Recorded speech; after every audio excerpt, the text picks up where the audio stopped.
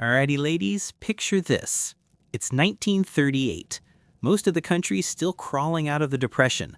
Money's tight, work's scarce, and if you're hauling freight across America, you're probably doing it behind a gasoline engine that guzzles fuel like a thirsty horse and quits on you halfway through Kansas. Now, diesel engines, they existed, sure. They'd been around since the 1890s, invented by a German engineer named Rudolf Diesel. But here's the thing. They were big, heavy, expensive, mostly used in ships, locomotives, maybe some stationary power plants. You didn't see them in trucks, not really, because they were slow-revving, four-stroke monsters that needed to be the size of a refrigerator just to make decent power. But then, something changed. In Detroit, Michigan, a division inside General Motors started tinkering with a different idea. They called themselves Detroit Diesel, and what they were working on? It wasn't just another diesel engine. It was a completely different animal. A two-stroke diesel. Now, if you know engines, you're probably raising an eyebrow right now. Two-stroke diesels, those are for ships, for submarines, not for trucks. Except, that's exactly what Detroit Diesel did. See, a normal four-stroke engine needs four piston movements to complete one power cycle. Intake, compression, combustion, exhaust. It's reliable, sure, but it's also kind of slow. A two-stroke engine, though, it fires every time the piston goes down, twice as many power strokes. Theoretically, twice the power from the same size engine. The problem was, making a two-stroke diesel actually work in a truck meant solving a bunch of problems nobody had figured out yet. How do you get air into the cylinder when there's no intake stroke? How do you get exhaust out? How do you keep it from destroying itself? Detroit Diesel's answer was elegant, brilliant even. They used a supercharger, not for extra power, not at first anyway, but just to push fresh air into the cylinder during the brief moment when the exhaust ports were open. The piston would drop, exhaust gases would blow out through ports in the cylinder wall, and before the piston came back up, the blower shoved in a fresh charge of air. Simple, effective, and it worked. They called it the Series 71. The number came from the displacement per cylinder, 71 inches. You could get it in different configurations, inline 3, inline 4, inline 6, even a V6, V8, V12 if you needed serious grunt. All built from the same basic parts, modular, interchangeable. A mechanic in Montana could swap a piston from a 671 into a 471 without blinking. And the sound, oh, the sound. If you've ever heard a Detroit diesel, you know. That distinctive two-stroke scream, a high-pitched roar that didn't sound like any other diesel on the road. Truck drivers loved it, or hated it. There wasn't much in between. Some called it music, others called it a migraine on wheels. But here's what mattered. These engines were light, they were compact, and they were powerful for their size. A 671, the most common configuration, weighed maybe 1,400 pounds and made around 165 horsepower in its early versions. That doesn't sound like much now, but in 1938, that was serious power from a diesel you could actually fit in a truck without the whole front end sagging into the pavement. And they were hungry for work. Detroit Diesel didn't waste time. By the time World War II kicked off, their engines were everywhere. Trucks, landing craft, amphibious vehicles, generators. The military needed power, and Detroit Diesel delivered. The 671 became the workhorse of the war effort. Reliable, tough, easy to fix in the field, soldiers could tear one down and rebuild it with basic tools. After the war ended, though, all those Detroit Diesels that had been powering the military machine, they came home, and the trucking industry was waiting. So the war is over. America's booming. The interstate highway system's still just an idea in Eisenhower's head, but freight's moving. Goods need hauling, and suddenly diesel's looking a whole lot more attractive than it used to. Gasoline engines? Still common in trucks, sure, but they had problems. They drank fuel, they didn't have the low-end torque for heavy loads, and they wore out faster under constant heavy use. Diesel, on the other hand, diesel had torque. Diesel sipped fuel by comparison, and a good diesel engine could run for hundreds of thousands of miles if you kept oil in it and didn't do anything too stupid. Detroit Diesel capitalized on this. The Series 71 became the engine of choice for over-the-road trucking through the late 1940s and into the 50s. Fleets loved them. Independent owner-operators loved them. They were simple. Parts were cheap, and if something broke, you could fix it on the side of the road with a wrench and some determination. But, and here's where it gets interesting, Detroit Diesel didn't stop at the 71 series, because while that engine was great for medium-duty work, the trucking industry was changing. Loads were getting heavier, highways were getting longer, speed limits were creeping up, and drivers wanted more power. Enter the Series 53. Now you'd think a smaller engine would be a step backward, right? The 53 series had 53 cubic inches per cylinder instead of 71, but Detroit Diesel designed it to rev higher, spin faster, make more horsepower per cubic inch. It was lighter, more compact, and perfect for lighter trucks, buses, and industrial equipment. The 353, 453, and 653 configurations found homes in everything from delivery trucks to construction equipment to marine applications. And then they went the other direction. In 1957, Detroit Diesel introduced the Series 92, 92 cubic inches per cylinder. This was the big brother, the muscle. Configurations ranged from the 6V92, a V6, all the way up to the 12V92 and even the monstrous 16V92. These engines were making serious power. The 8V92, probably the most famous of the bunch, could push 400 horsepower and more in later turbocharged versions. That was world-class power for a truck engine in the 1960s and 70s. The 92 series became legendary in over-the-road trucking. If you were running long haul in the 60s, 70s, or even into the 80s, chances are you had a Detroit under the hood, the 8V92 especially. Drivers called it the 8V Screamer, and for good reason.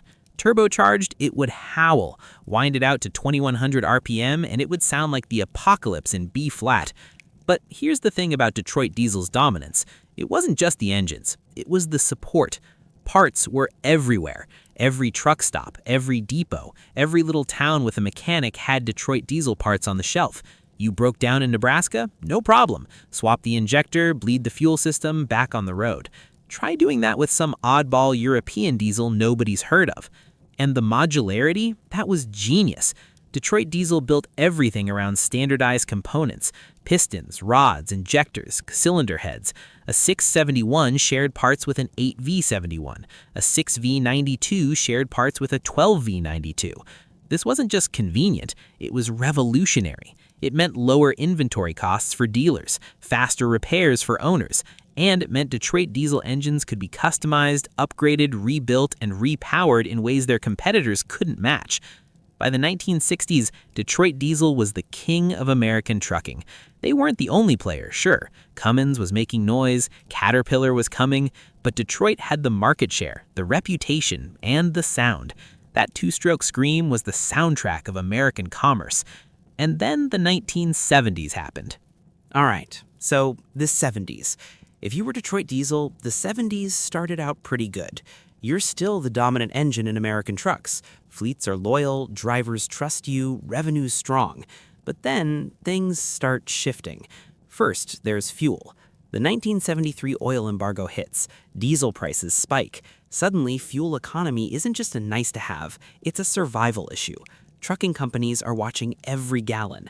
And here's the uncomfortable truth.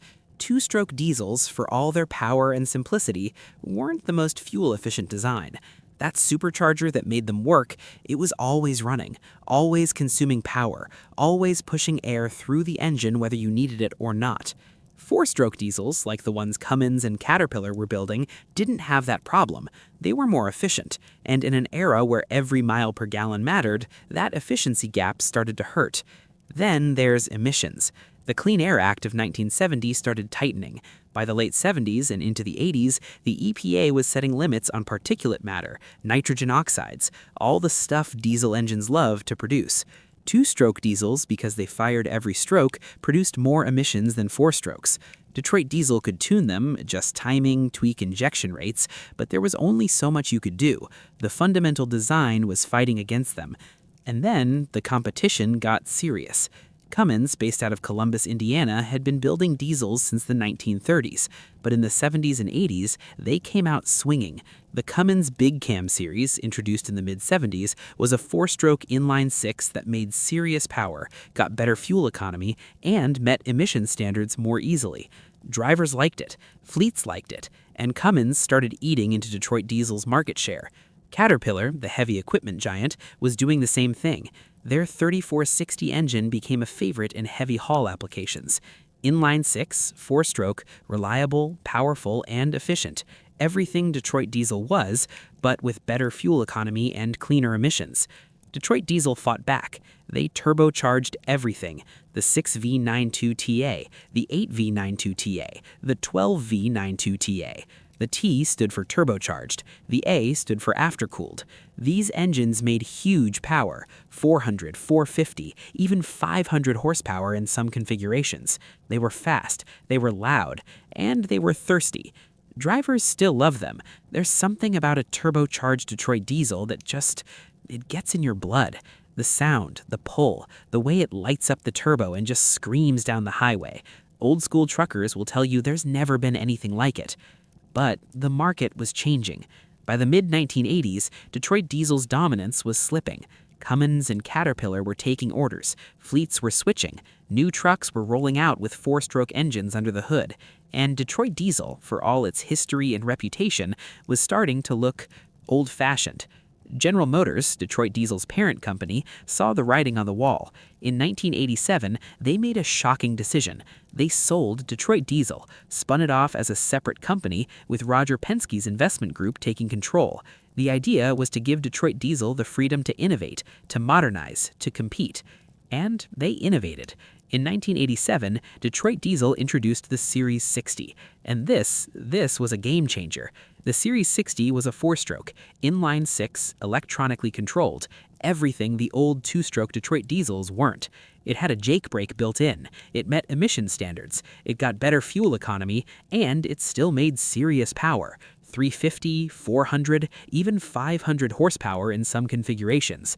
Drivers were skeptical at first. Where's the scream? Where's the two-stroke sound? This thing sounds like a Cummins. But it worked. The Series 60 became one of the most successful heavy-duty truck engines ever built. Millions were sold. It powered everything from Freightliners to Kenworths to Peterbilts. It was reliable, it was efficient, and it kept Detroit Diesel alive. The old two-strokes, though, they were fading. New emissions regulations in the 1990s made them nearly impossible to certify. Production wound down. The last 92 series engine rolled off the line in 1995. The end of an era. So the Series 60 saved Detroit Diesel, no question, but the story doesn't end there, because the engine that saved the company also became the platform for the next fight, and this one was going to be brutal. See, the 1990s were a weird time for diesel engines. Emissions regulations were tightening every few years. The EPA kept lowering limits on nitrogen oxides, on particulate matter, on everything. Engine manufacturers were in an arms race. Who could make the most power while staying clean enough to meet the standards? Detroit Diesel, Cummins, Caterpillar, Mack, Volvo, everyone was pouring money into research. Electronic controls, high-pressure fuel injection, turbocharging, intercooling, exhaust gas recirculation. These engines were becoming computers with pistons attached. And then in 1998, the EPA dropped a bombshell. New emission standards for 2004, even stricter standards for 2007, and then the big one, 2010. The 2010 standards were so tight that they basically required a technology nobody had fully proven yet: selective catalytic reduction, SCR, diesel exhaust fluid, DEF, urea injection, the whole complicated mess. Detroit Diesel, now owned by Daimler after a series of mergers and acquisitions, developed the Series 60 into cleaner and cleaner versions, the Series 60 EGR in 2002, the EPA 07 version in 2007, each one more complex than the last, more sensors, more computers, more things that could break. But in 2007, Detroit Diesel made another big move. They introduced the DD13, DD15, and DD16. These were all new designs, developed in partnership with Mercedes-Benz's commercial truck division. inline six engines with displacements of 12.8 liters, 14.8 liters, and 15.6 liters. They were built to meet 2010 emissions from the start. SCR, DEF injection, diesel particulate filters, the works. And they were good, really good. The DD15 in particular became a workhorse, reliable, powerful, 400 to 505 horsepower depending on rating, fuel efficient by modern standards, and they met emissions. They weren't screaming two-strokes, sure, but they were competitive with Cummins, with Paycar, with anyone. Meanwhile, the old Detroit diesels, the 71s, the 92s, the two-stroke screamers, they were legends. Collectors started hunting them down. Truck enthusiasts restored old Peterbilts and Kenworths with 8V92s and 6V92TAs. Truck shows featured them, and if you fired one up at a show, a crowd would gather, because that sound, you can't replicate it. A turbocharged 8V92 at full throttle is one of the great mechanical symphonies. But here's the reality. Modern trucking is different. The days of a driver rebuilding an engine on the side of the road with a toolbox and some grit, those are over. Modern engines are sealed, computerized. You plug in a laptop to diagnose them. Repairs require dealer service. Parts are expensive, but they run clean, they run efficient, and they run 1,000,000 miles if you maintain them. Detroit Diesel, the company, it's still here. They're part of Daimler Truck North America now. They build the DD13, DD15, and DD16. They support fleets. They innovate. But the brand, it's not what it was. The two-stroke engines that built the legend are gone, and the new engines, as good as they are, don't have the same soul. Drivers will tell you that, old-timers especially. They'll tell you about running a screaming Jimmy across the Rockies, about the feel of a Detroit diesel pulling a load, about the sound echoing off canyon walls at 2 a.m., about the smell of diesel smoke and the whine of the blower, and the pride of keeping a two-stroke alive for 800,000 miles. You don't get that with a DD15. It's a tool, a good tool, but it's not the same. All right, so here's the thing about Detroit Diesel. If you look at the raw numbers, the company's still successful. They sell engines, they support fleets, they innovate in emissions technology and fuel efficiency. By every measurable business metric, they're doing fine. But if you talk to truckers, especially the ones who've been driving since the 70s or 80s, there's a sadness there, a sense of loss. Because the Detroit diesels they knew, the ones they loved or loved to hate, those engines are gone, and nothing's replaced them. Not really. The two-stroke diesel was a uniquely American invention. It was loud, it was brash, it was inefficient by modern standards, sure, but it worked. It powered the American economy for decades. Every load of freight that rolled across the country in the 60s, 70s, and 80s, chances are it was behind a Detroit diesel. Construction equipment, buses, generators, marine applications, they were everywhere. And they were rebuildable. That's a word you don't hear much anymore. Rebuildable. You could take a 671 that had 1,000,000 miles on it, tear it down to the bare block, replace everything, and put it back together for less than the cost of a new engine, and it would run another 1,000,000. Mechanics loved that. Owners loved that. It made economic sense. Modern engines, not so much. You can rebuild them, technically, but the cost is astronomical. The complexity is absurd, and by the time an engine's worn out, it's often cheaper to just replace it, which means the whole culture of owner maintenance, that's dying too. But here's what Detroit Diesel did that still matters. They proved that diesel could work in trucks. They proved it could be reliable, powerful, and maintainable. They built a parts network that became the standard for the industry. They pioneered modular design, and they created a sound, a mechanical voice that became the soundtrack of American trucking. If you go to a truck show today, you'll still see them. Restored Peterbilts with 8V92s, old Kenworths with 671s, and when the owner fires it up, when that blower starts whining and the engine starts screaming, people stop. They listen, because it's history, it's mechanical art. It's a reminder of what engines used to be. The legacy of Detroit Diesel isn't just in the engines they built, it's in the industry they shaped. Every modern truck engine, from Cummins to Paccar to Volvo, owes something to Detroit Diesel. The expectation of reliability, the need for parts availability, the demand for power and torque. Detroit Diesel set those standards. And yeah, the two-stroke is gone. Emissions killed it, fuel economy killed it, complexity killed it. But it left its mark. And if you ever get the chance to hear one, to really hear one, not on a video, but in person, with the turbo spooling and the blower howling and the whole machine just screaming, you'll understand why people still talk about them, why they still matter. Because some machines aren't just tools, some machines are legends.